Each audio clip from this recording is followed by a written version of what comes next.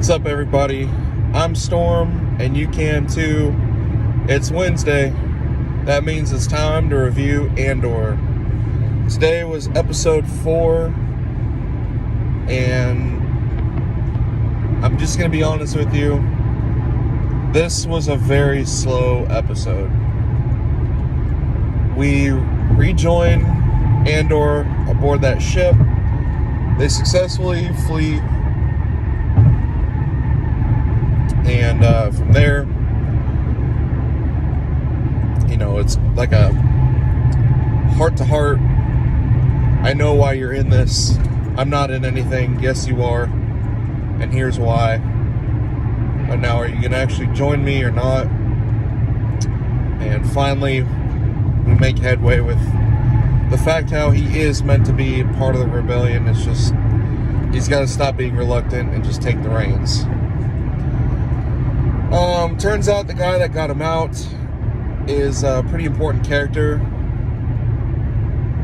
on Coruscant. I think he's got a lot of money. He's somebody of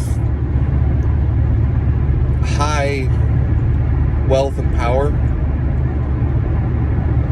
because look, I'm not great at my memory at this early in the morning, but I'm pretty sure we saw Mon Mothma in him talking and sharing stuff, and I don't know. Andor is now on a planet that I'm not familiar with, participating in a mission to steal a lot of Imperial credits. A lot. Mission details were given, and he was handed a data pad about an Imperial cargo ship, and he needs to learn it for the mission. The mission kicks off in 3 days, so they're on the clock. It has to be in 3 days because there's a celestial event that's going to create their window of opening, so the TIE fighters that are clearly on the planet can't chase after them. And oh, what luck, it's a 40-person garrison, 40 versus 7. There's an airfield, so that means there's going to be TIE fighters. I don't know. I don't think it was bad. We dealt with the immediate after effects of what happened to that Imperial security force, and we took that up nice and tight. I still get the feeling that the dude's gonna wind up in Imperial security, like the actual white clothes security. We met the blonde-haired Imperial officer. She actually seemed like competent without being overbearing. There was definitely a dude in charge of her, and he was a bit of a jerk. But when you get to that position within the Empire, I assume that, there's going to be a little bit of jerkness. Excuse me. Anyway, today, unfortunately, with just how boring it kind of was, I mean, we didn't even see a blaster get fired. And I don't really like the props of the characters that Andor wound up with. This mission that he's going to go on to steal money from the Imperial garrison, these guys are walking around with AK-47s that haven't even been modified in Star Wars Makeover. It literally looks like they're going to walk in with AK-47s and act like the French Revolution during the 1940s. Or maybe the Polish Resistance Force.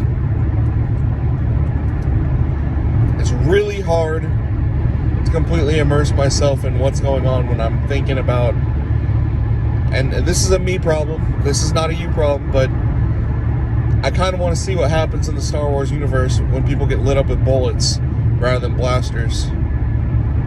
Yes, I'm familiar with Mandalorians using shotguns against Jedi, and I still think that's hilarious. Parry this, you filthy casual. But they could have done better there. They kind of let me down in that regard, but the good news is I saw that in the trailer, so I really wasn't let down all that hard. I saw it coming.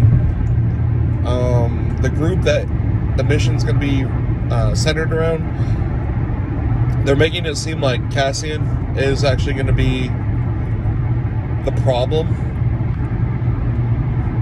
But really, I get the feeling it's going to be one of these other guys that screws it up. Maybe the chick's going to die. I don't know. I don't know. Overall, I give the episode about a 6.9, 6.8 out of 10. It wasn't bad. It just, in terms of how the episodes are laid out, this was the weakest one so far. But again, I get it. You're coming off of a battle. You're coming off of a lot of action. And you're slowing the pace down to reset the stage. Honestly, this episode kind of felt like a Star Wars movie. Like Rogue One. It's just, there wasn't any action. There wasn't anything that tied me back into the episode that made me 100% like,